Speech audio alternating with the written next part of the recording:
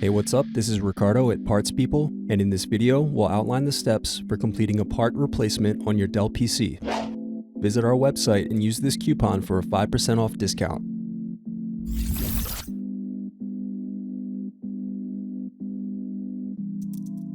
Slide open locking mechanism and remove battery.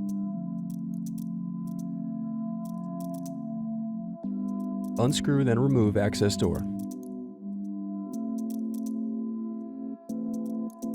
Then separate clips and remove memory.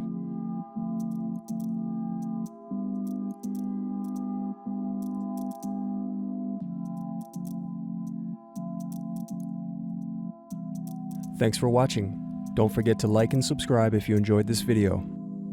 And if you need more, check out this playlist to watch other tutorials for your laptop. You can also click here to find parts for your laptop at partspeople.com.